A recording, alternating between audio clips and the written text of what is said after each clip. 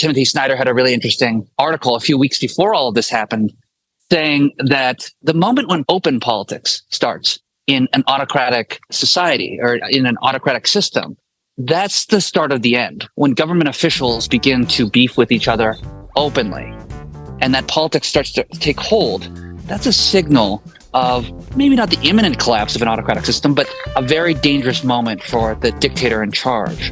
Because in a functioning dictatorship, as it were, an appropriately functioning dictatorship, there can't be politics. There can't be some mercenary group head demanding publicly to have the Minister of Defense removed from power. That sort of thing can't happen in a stable dictatorship, and that's where we were led over the last weekend and over the last week. And now, The Good Fight with Yascha Mounk.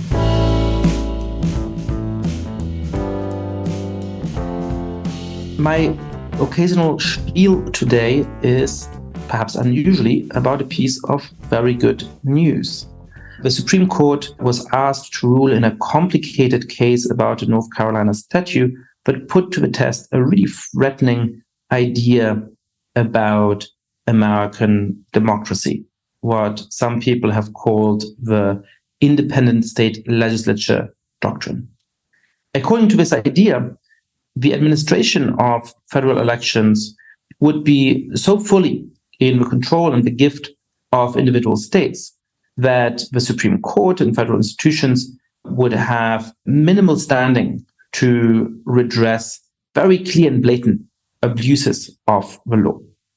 An endorsement of this theory by the Supreme Court would have opened the path for governors in 2024, 2028, saying they disagree with other bodies within their state about who the rightful winner of the election is, and they're simply going to send a slate of electors that they prefer to the Electoral College. It would effectively have handed some of these political figures the power to overturn the outcome of free and fair elections. Well, this week, the Supreme Court roundly rejected that theory in its ruling on Moore v. Harper. This puts to an end one of the most dangerous ways by which the elections in 2024, 2028 could have been stolen and could have led to significant civic strife because of disagreement between different institutions about who the rightful winner of a presidential election was. I think as the Supreme Court is about to, or perhaps by the time you're listening to this already has, handed down other controversial opinions, this is also a good reminder to make a distinction in our understanding of the current Supreme Court.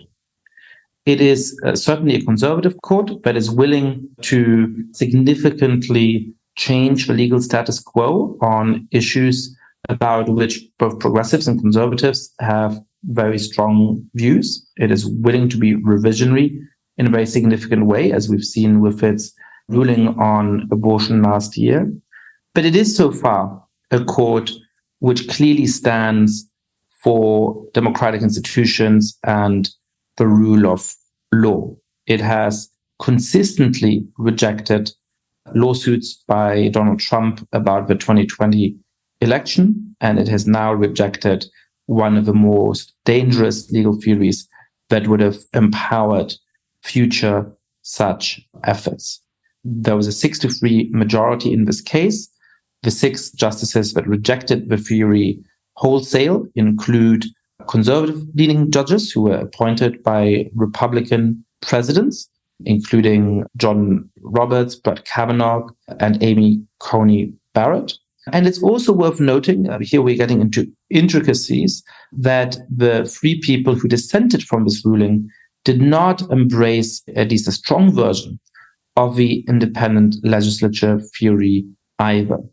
However, one feels about this court, I'm reassured that when it comes to the defense of the most basic democratic institutions in this country, the court has been much more principled and much better than the public debate at times implies.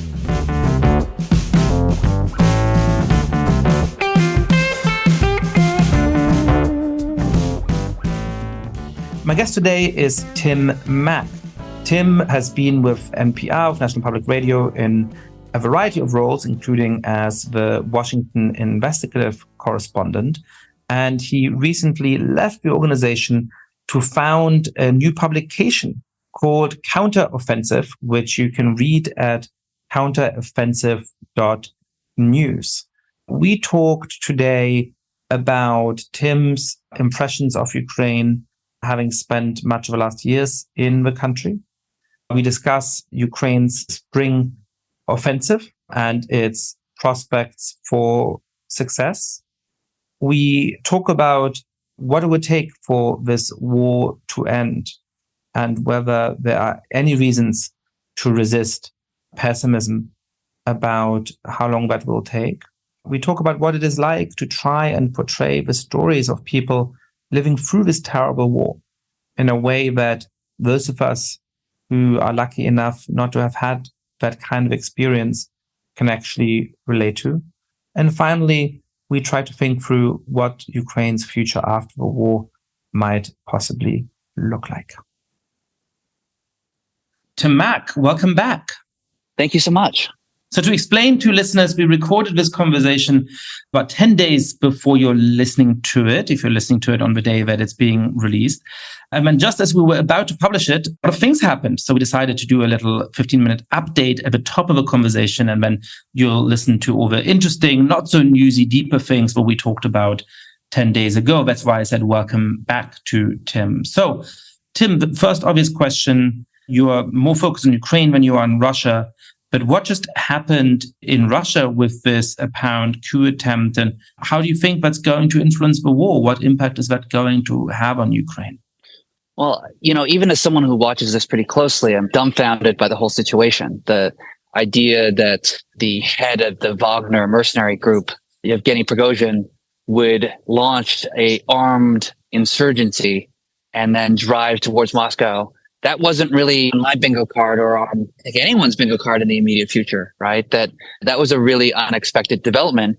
But what it did was it laid bare just the amount of chaos there is inside the Russian political system at the moment, and how unstable a dictatorship is when politics begins to take hold. Timothy Snyder had a really interesting article a few weeks before all of this happened, saying that the moment when open politics starts in an autocratic society or in an autocratic system, that's the start of the end. When government officials begin to beef with each other openly and that politics starts to take hold, that's a signal of maybe not the imminent collapse of an autocratic system, but a very dangerous moment for the dictator in charge. Because in a functioning dictatorship, as it were, an appropriately functioning dictatorship, there can't be politics. There can't be some mercenary group head demanding publicly to have the Minister of Defense removed from power. That sort of thing can't happen in a stable dictatorship. And that's where we were led over the last weekend and over the last week. What everybody has been saying in the last few days, I just heard Secretary of State Antony Blinken say this live at the Council on Foreign Relations about an hour before we were recording, is that, at the beginning of this war, we thought we were a couple of days, perhaps a couple of hours from the fall of Kiev. The question was whether Russian troops were going to be conquering the Ukrainian capital. We now had this extraordinary spectacle of rebel troops being within 100 or so miles of Moscow. Are Ukrainians taking optimism from this, or are they concerned that Putin is now going to be under even greater pressure to demonstrate his resolve, that perhaps he will stoop to even lower means of waging this battle? How do you think this might impact the actual conduct of the war and the prospects for Ukraine's military success? Yeah, well, I'll say that there were a lot of memes being posted by Ukrainians online as this was all developing on a frantic Saturday. And I think that Ukrainians in general are very happy to see a little bit of instability in a country. And that instability is caused in no small part by Putin and the Russian government's conduct during this war. There's a lot of dissent within Russia, hidden dissent largely, but a lot of unhappiness about the number of Russian lives lost, for example. And that's something you can't hide in small communities where people come back in body bags or don't come back at all. I spoke to an advisor to the Ukrainian Ministry of Defense, Yuri Sak, and to paraphrase him, he said that, this is a situation where terrorists are killing terrorists or terrorists are fighting terrorists. And the net gain here is for Ukraine. There's no downside, at least the immediate term, for that to happen.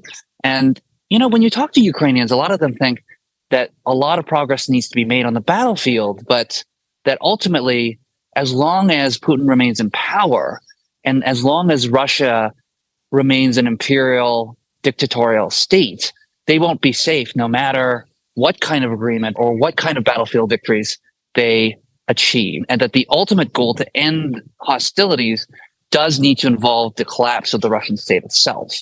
Now, in terms of your question about the battlefield, the Ukrainian military has stated that they're taking advantage of the chaos within the Russian domestic political system and that they've been making gains, for example, in and around Bakhmut as a result of the confusion among Russian military forces over the last few days. So this leads me naturally into really the last question I have for you in this update, which is that one segment of a conversation we had a week ago was about Ukraine's spring offensive and whether it's delayed onset, whether it's so far modest successes are a reason for pessimism about the prospects of success. Have these gains over the course of the last week significantly changed the overall picture that you drew, or do you think that, broadly speaking, your assessment remains what it was a week ago? I think it broadly remains the same. Political instability, though, can have impacts in ways that bullets and HIMARS rockets can't, right? If you're a Russian soldier in the trenches near the front lines in one of these defensive positions waiting for the Ukrainians to attack, and you're seeing all of this chaos back at home, you might well wonder, well, what am I doing out here when our government doesn't have the general competence to take care of pretty simple issues like not allowing a rebellion to occur? So, in terms of whether the gains in the past few days have dramatically changed the calculations on the battlefield, I don't think so. But the will to fight is an extremely, extremely powerful and very difficult to quantify element of any war, of any battle. The CIA and the DIA are really good at counting troops and counting tanks and counting guns. It's much harder to determine whether people will stand and fight and what morale is like on the battlefield. You can't say that the morale this week is the same as the morale last week. The CIA and the DIA, for example, made mistakes in terms of assessing the will to fight in Afghanistan and how quickly Kabul would fall. And they also made a misjudgment on how quickly they expected Kyiv to fall. That's because it's so difficult to determine this will to fight factor, this morale factor, because it's not as easily quantifiable. That said, even though it's not easily quantifiable, I think it's pretty fair to say that there's a lot of confusion and turmoil inside Russia right now, and that's to Ukraine's benefit in the short term. Yeah, one of the things that we talked about was the sort of seeming stasis of the front, which is very different from what it felt like 15 months ago. But the sort of different kinds of scenarios in which there might be sudden movements or sudden collapse, as has happened in the past, as has happened in World War I and other junctures. And I guess it seems to me that the political instability in Russia and the events of the last weeks may turn out not to have a long-lasting effect, or may turn out to be a footnote in this terrible war. But they at least sort of increase the likelihood that there is one of those outlier events that lead to a collapse of the Russian lines. I don't know that sort of the point estimate, the expected outcome has shifted that much, but perhaps the likelihood of big enough demoralization or of some chain of political events leading to a collapse of the Russian troops seems somewhat higher now than it did a week ago. Do you think that's fair? I think that's fair. I mean, it's hard not to think that these Russian troops are not more demoralized today than they were last week. There's a lot of support among the Russian rank and file for the Wagner group, which are seen as kind of effective shock troops. And, every soldier always has some skepticism about his or her leadership. I'm sure that's being expressed in conversation between Russian troops now because of how chaotic things have been way further back from the front lines. Tim, thank you so much for taking the time to come back on the podcast, a record return within about a week. I appreciate it, especially since you're traveling today. And to everybody else, this was just a little preview of the really interesting conversation we had a week ago, which you can listen to right after this. Tim Mack, welcome to the podcast. Thank you so much for having me. We've been waiting for the start of the spring offensive for a long time, and it is very important both in military terms as one of the big opportunities Ukraine might have to reconquer some of the territory that was taken by Russia in this brutal invasion, and in political terms, sustain support for Ukraine and possibly create the perspective for some kind of end to the war on fair terms. I know it's relatively early in the offensive, but how is it going so far? Do you have an assessment on how it's proceeding? Well, you said the spring offensive, but the spring counteroffensive is likely to become the summer counteroffensive and then drag on to the fall as the fall counteroffensive. It's obvious in the first couple weeks of fighting so far that it's going to be a long and difficult path for the Ukrainians. Now, there are a number of observations. Firstly, is that Ukrainians are making progress on a number of 3 or 4 fronts. One in the south, one kind of you could call as the central axis, and one is the Bakhmut axis. And they're making slow progress, measured in meters, not in kilometers. And if anyone was hoping that Russian lines would immediately collapse, like in the areas around Kharkiv last year, it's become very clear that the Russian lines are dug in, and that's going to take quite a lot of time and effort and sacrifice on the part of the Ukrainians to achieve their longer-term goals, which are obviously to put Russia in a best strategic position and ultimately push them out of Ukrainian territory. So far, what we've seen is a handful of villages that have been retaken by Ukrainian forces, but just devastating fighting along heavily mined areas with soldiers on both sides receiving pretty high levels of casualties. In fact, the Institute for the Study of War said recently that Ukraine is likely to take a strategic pause and kind of decide how to proceed given the difficulties of the first couple weeks. So basically, it sounds like this is bad news. The spring offensive ended up starting much later than we anticipated. I'd love to understand the reasons for why that is. We're recording this on June the 20th, so technically the last day of a spring offensive, and by the time that people listen to this, spring is technically over. And then it sounds like even once the offensive actually started, progress was slower than at least some people hoped. Does this mean that we have to reevaluate some of the assumptions about the morale and the strength of the Russian army? Is it just in the nature of what's effectively now a form of trench warfare that, defensive lines are very strong and you get the kind of meat grinder attempts to move lines that we might associate with World War I? What is the explanation for why some of these hopes seem to be being dashed at the moment? I think you have to understand, and then you alluded to this a little bit, that the idea of a spring counteroffensive in particular is driven by political demands, by the wishes of allies who have put a lot of money and aid and military equipment and training and diplomatic support into Ukraine to say, hey, show us something, show us some progress. And that's primarily a political pressure and not a military or strategic one. That there was a real vibrant and is a real vibrant debate even within the Ukraine's own military community as to whether to wait or to go. And you can see some of that diplomatic pressure taking the form of trying to show some evidence of advances and progress ahead of a NATO summit next month to show, hey, thank you, NATO, for your support. Not only should Ukraine be given a pathway into NATO, but look at what we've done so far with all the support you've provided us. So a lot of this on the timing of the counteroffensive has been based on this political pressure that has arisen and these expectations that have arisen from the West and other Ukrainian allies. So you're effectively suggesting that some of the expectations and the success of a spring offensive were never realistic, but were always driven by these kind of political demands. I mean, one of the things that it strikes me, I'm not an expert in Ukraine, and I'm certainly not an expert in military campaigns, is how often the war has shifted over the course of its first year, and perhaps particularly over the course of the first 8 or 9 months. I mean, the first day of a war, most military experts were expecting tanks to roll down the streets of Kiev imminently.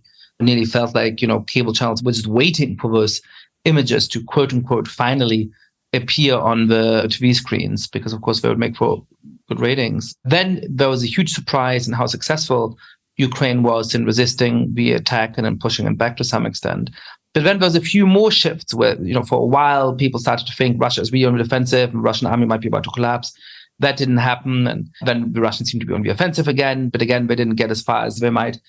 Do you expect those kind of surprises to keep happening? Or was that in part caused by an early phase of a war where defensive positions had not been dug and reinforced to the extent that they have been now, such that the sort of quite volatile war with lots of opportunities for experts to get things wrong might now be giving away to a much more grinding, stable war in which, it might move a few meters this way and a few meters that way, but effectively we can expect this grinding process to go on for the next little bit. Or to put this question another way, if there isn't some form of armistice or some form of negotiated settlement, what are the realistic scenarios for how this war might end?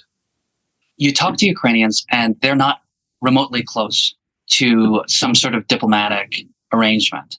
The way I describe it is that there have been 2 phases of the war in terms of public opinion and the interest in a diplomatic solution to the war. There's the pre-Bucha phase and there's the post-Bucha phase.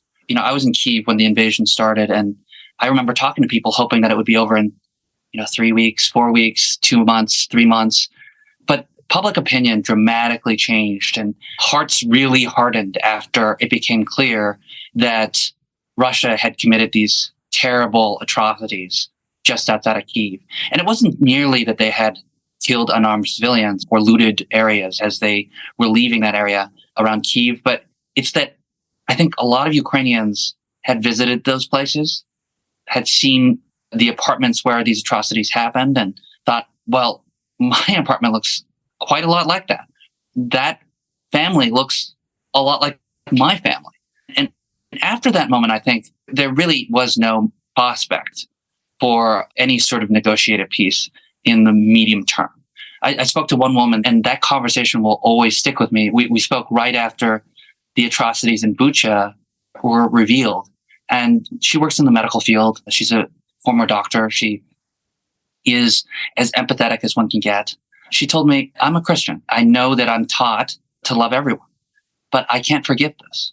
She described this hatred, this burning inside her that really hardened her towards any sort of sympathy or interest in talking to the Russian forces that had invaded her country. And I think that probably represents the vast majority of public opinion in Ukraine right now. So how does this end?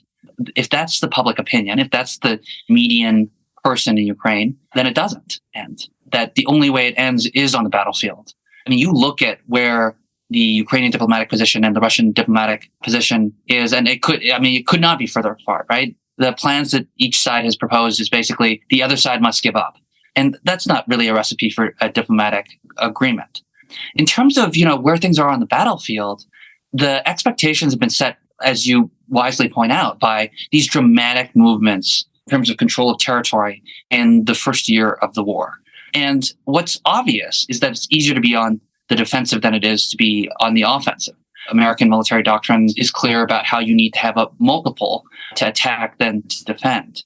And we've spoken about this counteroffensive for months and months and months and months. And so what have the Russians been able to do? They've been able to heavily mine likely approaches towards their territory and create really very solid defensive structures. One advantage they have is that they still have superiority in the sky. They don't have total control of the skies, but they're able to operate with relative impunity due to Ukraine's lack of kind of tactical air defense that supports their troops. Ukraine has made a strategic decision to locate its air defense in the cities to protect civilians. And so that leaves their troops more vulnerable on the move. And so, yes, it will be a long and grinding process. Now, the big issue is the issue of morale, right? Can we see a collapse in the Russian lines due to inexperienced soldiers who don't have a lot of training and don't have a lot of will to be there? They've been, for example, conscripted, or they're not particularly motivated to be in a foreign country fighting.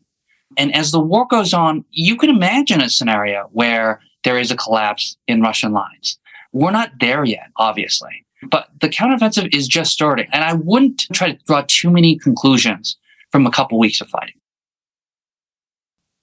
So you're not a military historian, but what are the precedents for how those kind of defensive lines fail? My understanding is that at the end of World War I, it was actually a German breakthrough through the Allied defensive lines, which the Allies were extremely worried about, but which then spent itself. The Germans were not able, as I understand this, and I may be getting the details wrong, to really establish dominance and sustain themselves in the breach. And then they had overextended themselves and were suddenly very vulnerable to counterattack. So, if we're thinking of World War I and the kind of trench warfare of that moment as one precedent, this is one kind of way in which this kind of defensive war of attrition could end. But other kinds of models, if we're assuming that we're just far too far away from a negotiated settlement because of Ukrainians' understandable unwillingness to give up a substantial percentage of the territory and Russians' unwillingness to give up on the dream of conquering by force a substantial part of Ukrainian territory, if what we're left with is this long drawn-out military solutions, what are some of the kind of scenarios for that? What would it look like for Ukraine or for Russia to win the kind of decisive victory on the battlefield that would then cast an end to the war? I'm not sure World War I is a great analog for this, just because the real focus nowadays is combined arms warfare, right? Being able to conduct this symphony of different kinds of components of war, from artillery and mortars to infantry to the use of drones for spotting and for offensive operations, using tanks and using what air assets they have as well. And so combining all of those together, you can both create opportunities and exploit opportunities much faster than in a World War I type situation. Where it resembles World War I think, is sitting in a trench and getting hammered by artillery. And I think where it resembles World War I is a very slow grinding movement. But the war is obviously a very different situation with a very different kind of warfare and new vulnerabilities, to include things like electronic warfare. The Russians have proven relatively effective in jamming or obscuring GPS signals and communications on the front lines, which have, according to the Institute for the Study of War, which have degraded in some ways Ukrainian effectiveness in the counteroffensive. But still, the Ukrainians are making progress. We're not talking about a standstill here. I think we need to give it a little bit more time before saying that this is a kind of frozen conflict where people are just being thrown into the meat grinder. We're just a couple weeks in, and the Ukrainians have made some, although limited, some progress. Well, one of the concerning things is that it's sort of hard to imagine a real end to the conflict even after this terrible phase of the fighting ends, which is to say that the best case scenario is a resounding Ukrainian victory, as Ukrainians succeeding in expelling Russian troops from their territory. But it would still be very imaginable that even in that kind of scenario, Russia would reform and recoalesce its troops, and it could wait until there's a military or political opening and try again to invade Ukraine, even some years after some kind of official defeat. On the other hand, in the horror scenario in which Russia actually manages to conquer large stretches of Ukraine, even perhaps Kiev, I think some of the things you've been saying in this conversation about the deep way in which the atrocities of this war have formed Ukraine's national consciousness make it very hard to envisage what that would look like. That would probably be an extremely bloody occupation with an ongoing resistance and guerrilla movement that would be very, very bloody as well. So I guess, I'm pessimistic about when the straightforwardly military phase of this war might end. But the more I think about it, the more pessimistic I'm also that even after that, the region will come to any kind of meaningful peace. Do you share that pessimism, or am I talking myself into too much of a... You might be talking yourself into a little bit of long-term pessimism when there's so much to determine in the short term, right? You know, when you talk to Ukrainians, they'll say that this is not a war where victory can come merely from the battlefield. That in the immediate term, that's where the action is.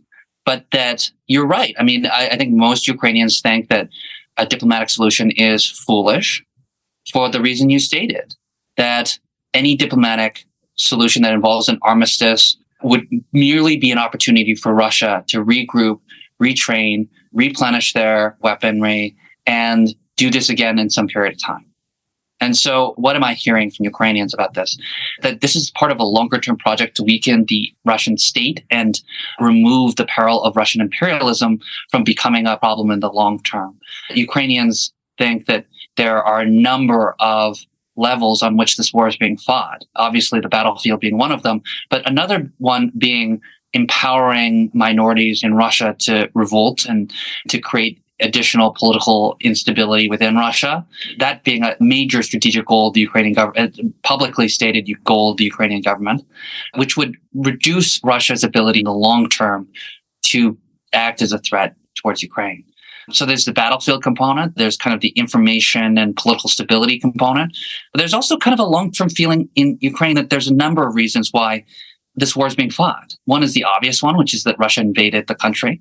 But another one is that people are fighting for a different kind of future for Ukraine, one in which the government is less corrupt, more free, more democratic, more closely aligned with the EU, and more progressive in general. And when I talk to people, that seems to be a major component of why they're participating in helping with the military operations or why they're trying to push Ukraine towards victory. That's a major motivating force.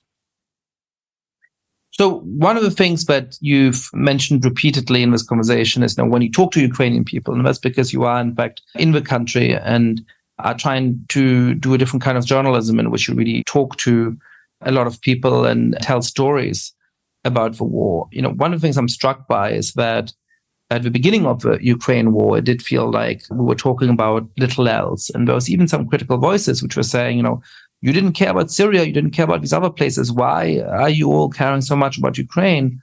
My response at the time was that, sadly, a year or two in, we might care quite a lot less about Ukraine. The war might wander from the front pages of newspapers to page 5 and page 10, page 15, because the day-to-day grind of war is difficult to write about. And so I think certainly support for Ukraine from the United States and countries in Western Europe continues to be strong, and people continue to feel for the fate of people there quite strongly. The extent to which it is part of a daily conversation, even part of a daily news cycle, is much less than it was. And you can see echoes of a way in which the civil war in Syria slowly left the headlines, slowly left public consciousness. Sort of, what does it look like to try and tell the stories of a war in a way that people can try and relate to, even though we live under such different circumstances? And how can we make sure that we appreciate even a sliver of a horror of war, rather than assimilating news about Ukraine to, the front line moved 10 meters in this direction and 50 meters in that direction. And even in its daily horror, it kind of just feels like yet another installment of more of the same.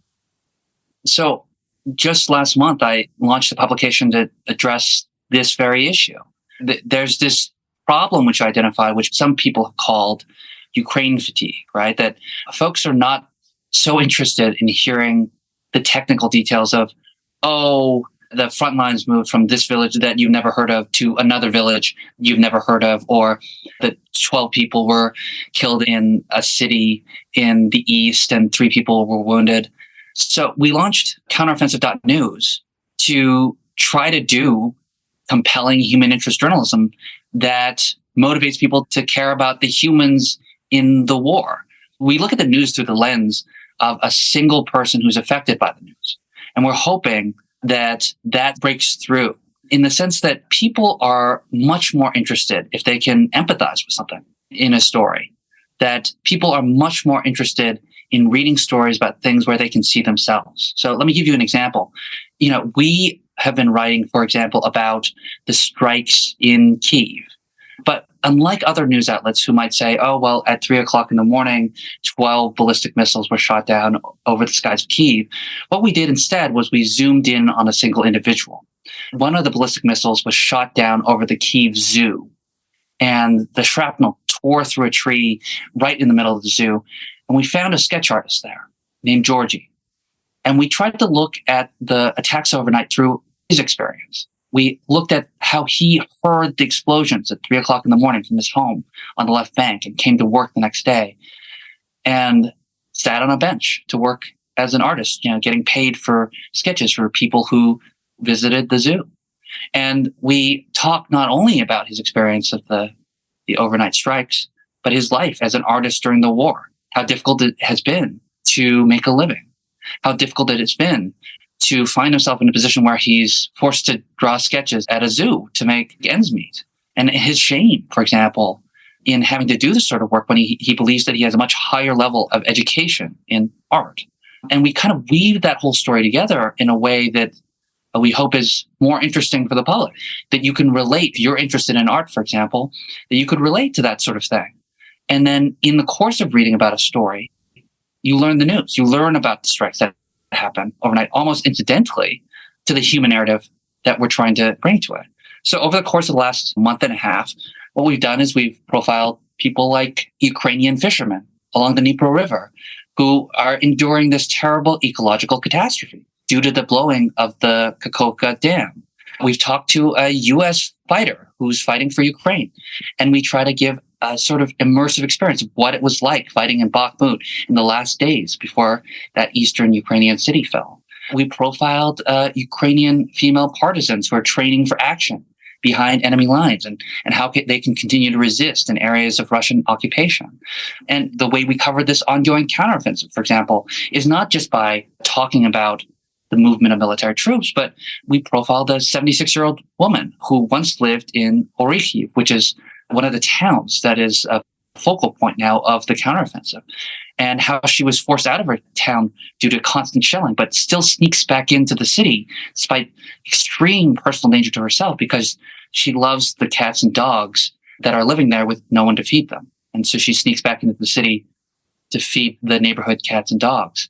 That's the sort of personal, narrative-driven, intimate reporting that we've been doing that we think will cut through, that brings you a little closer, immerses you a little bit more in the facts. I think of these stories as stories that I hope people would want to read regardless of whether or not they were in Ukraine, but they happen to be in Ukraine, and that gives it a little edge. And that people can maybe see themselves in some of these stories, that maybe you too love cats and dogs and would take deep personal risk to do it. Or you also can see yourself in a fisherman that's fishing along the Dnipro River as the water recedes and you realize, gosh, I'm not going to be able to do this thing that I've been doing my entire life, and what a travesty that would be. These are the kinds of stories that we're trying to put out there to combat this so-called Ukraine fatigue.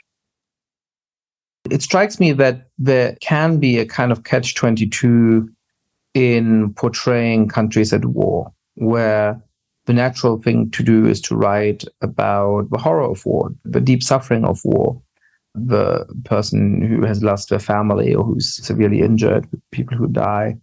That can make it very hard for people to fully relate, because for people who frankly have not experienced that kind of tragedy, it feels terrible and moving, but it also feels very abstract and far away. It's hard to completely inhabit that. But then you also see that when journalists try to go in the other direction, or when you have things on social media that shows a different kind of reality, that can create a strange kind of backlash. I mean, I saw a little bit of complaining from people who are unhappy with the US government's policy towards Ukraine. When there was a video of, I believe, a McDonald's in Kiev where things looked relatively normal at that moment. They said, well, why are we sending all of this money over there if they're just hanging out in the McDonald's? And so when you normalize that these are flesh and blood human beings who are trying as best they can under incredibly traumatic and difficult circumstances to go about their lives, then it can somehow play into this narrative of, oh, look, they're living it up, which is, of course, silly and absurd. But how do you strike that middle distance, as it were? How do you show the horrors of war, but in a way where people who haven't been there, who haven't perhaps experienced war, can nevertheless relate to the protagonists of the stories? Is this something you think through in your work? And do you have any experience of how it is that narrative means can actually help create that kind of empathy and a kind of imagination for what people are going through? Deeply, deeply, deeply. Right? I think about this all the time. And so it's something that I've put some effort into doing. I think you're right that people don't want to read constantly about suffering and trauma and deep personal problems. And of course, war involves a lot of that. You mentioned this issue with the McDonald's. I mean, we did a deep story into what it's like to understand how life goes on in Kyiv.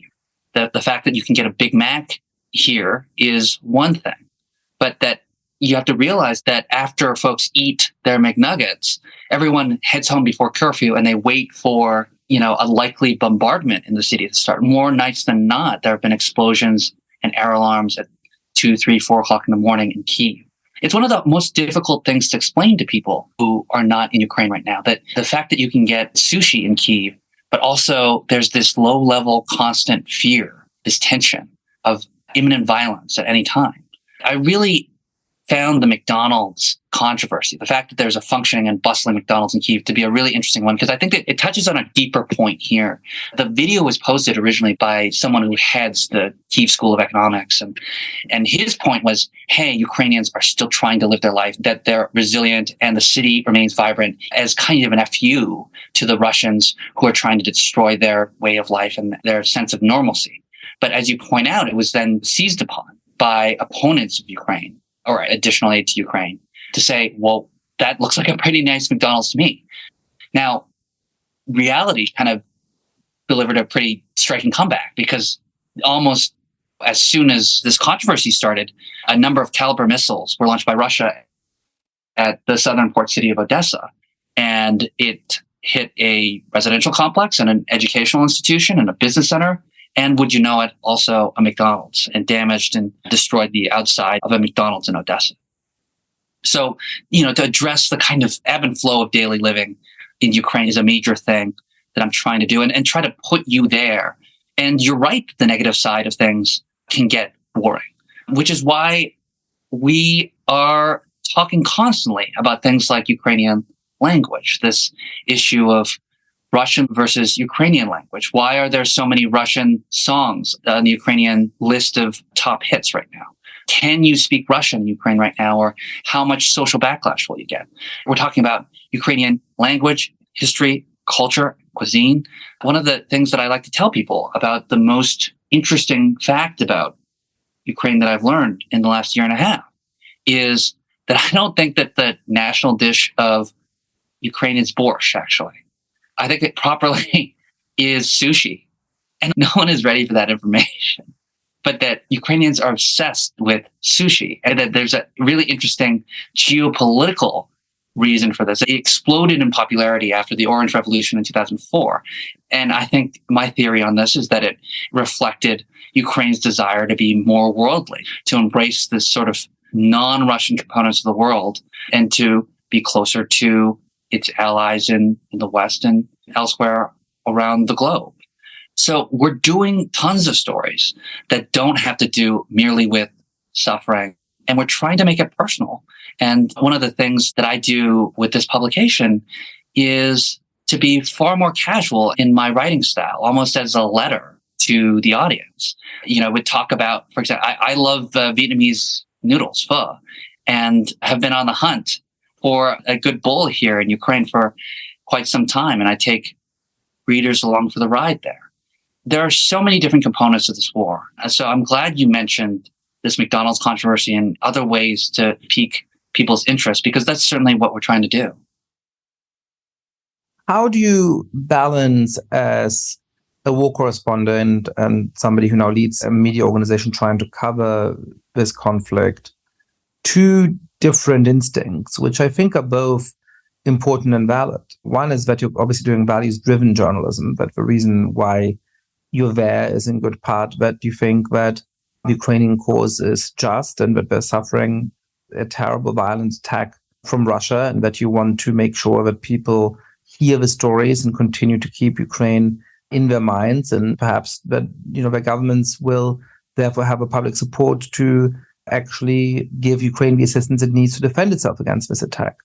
On the other hand, of course, you're, a journalist who needs to look also at the darker aspects of a society or the things that are not working that well, both because one of the values is to be objective and to tell interesting stories, whatever political valence they may have, and in part because that may actually be necessary. That, for example, being forthright about some of the corruption that undoubtedly does exist in Ukraine, as of course it does probably even more severely in Russia, it may be necessary in order to put pressure on those parts of the Ukrainian state to actually perform better and to enhance the chances of Ukrainian victory. So how do you balance that? I mean, how do you feel about some of the evidence that there seems to be that some war photographers did ask some Ukrainian troops to cover up far-right symbols because they, would complicate the narrative and look unfortunate in the photograph and so on? I mean, how do you go in giving an overall sense of the situation, which is in accordance with your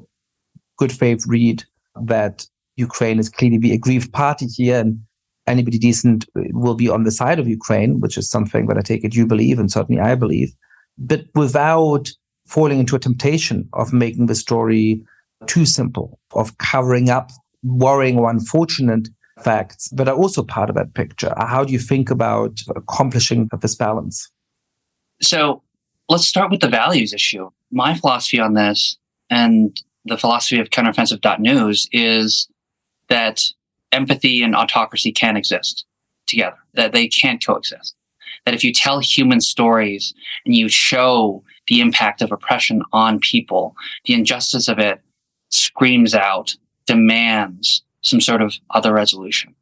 And that's true whether it's the obvious and explicit example of Russia's violence upon Ukrainian civilians and the ongoing full-scale invasion, but it's also true when the Ukrainian government misbehaves. When, for example, the Ukrainian government missteps, people are deeply affected by that, and we'll be telling those stories as well. The fact of the matter is that when you tell human stories, there's an obvious demand from people who are undergoing a difficult situation. There's an obvious call for a solution. I don't want to place the Russian atrocities on the same level as, Ukrainian misdeeds, which, as you point out, obviously do exist. They're not equivalent in any way.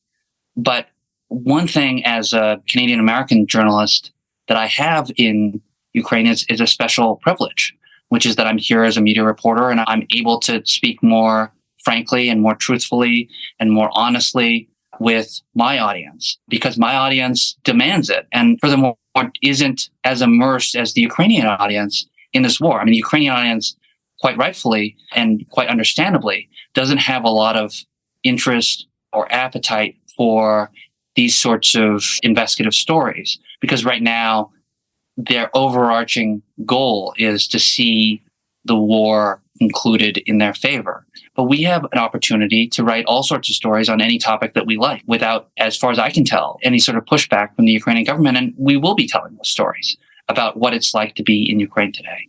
Ukrainians also have this long time-honored tradition of complaining loudly about their own government and on the streets, something that Russian citizens don't have the same right to do. And it's worth pointing out that divergence as well.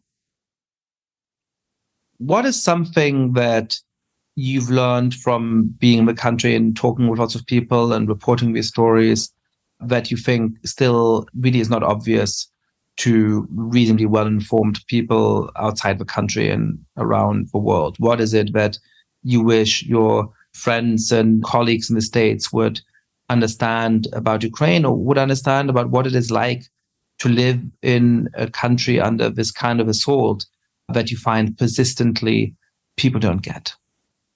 I think from the outside looking in, there's been a lot of complimentary coverage on President Zelensky. But if you talk to Ukrainians, this kind of follows from my previous point, that Ukrainians have this long tradition of complaining quite loudly and publicly about their own government.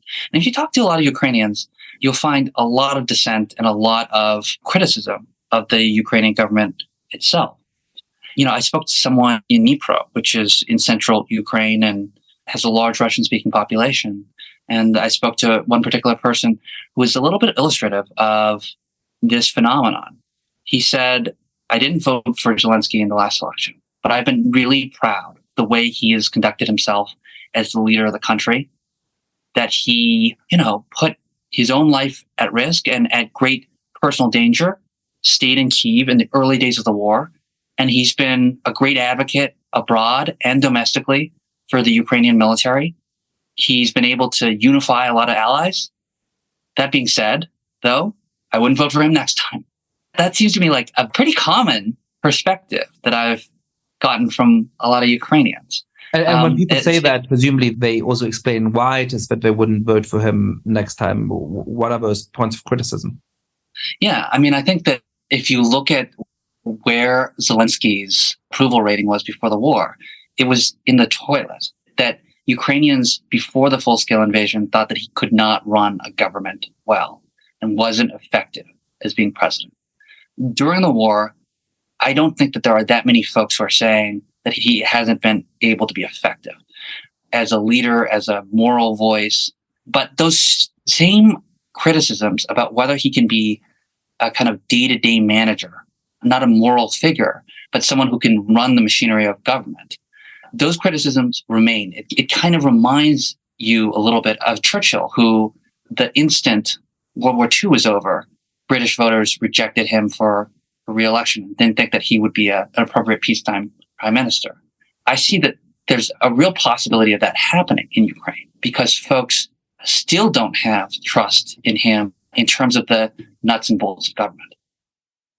What do you think Ukrainian society would look like if the country managed to win this war in some kind of resounding way, or perhaps if eventually there's some kind of frozen conflict on somewhat favorable terms to Ukraine? Clearly, the country has very sizable population that has been striving for democracy for a long time, but wants to be integrated in the West.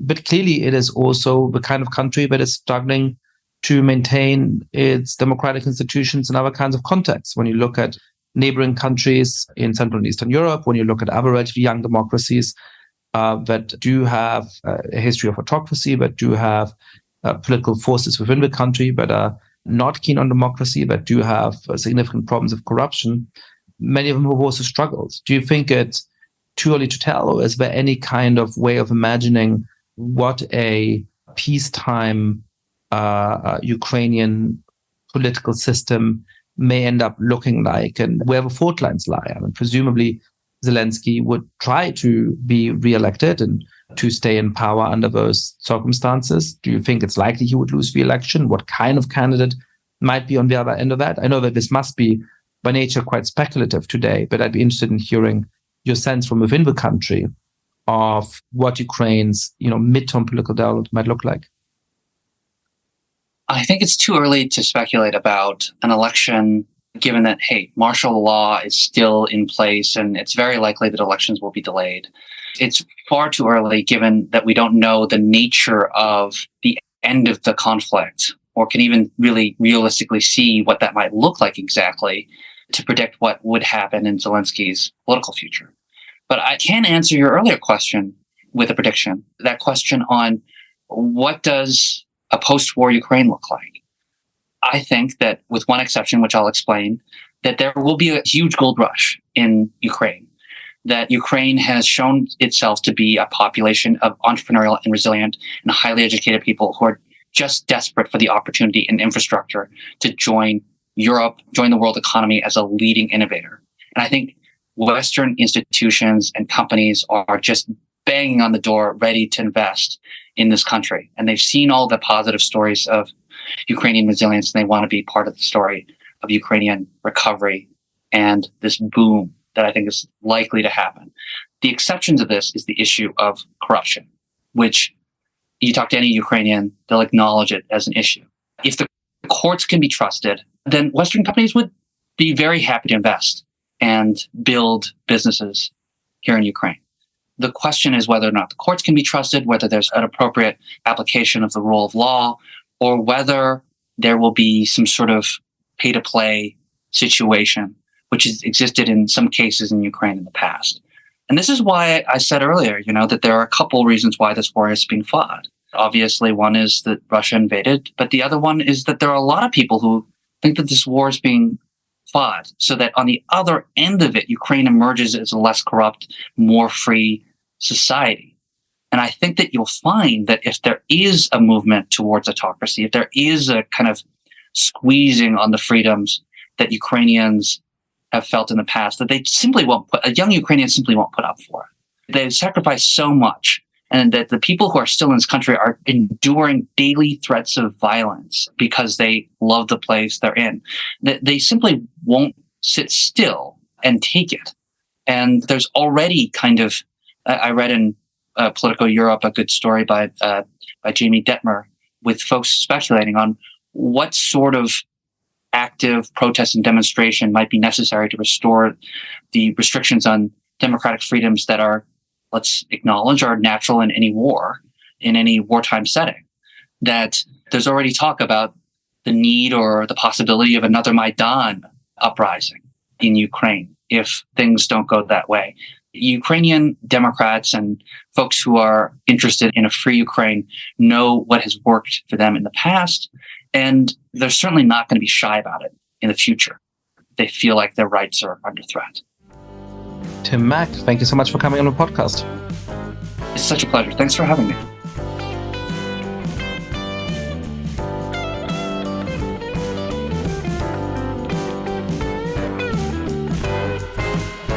Thank you so much for listening to The Good Fight. Lots of listeners have been spreading the word about this show.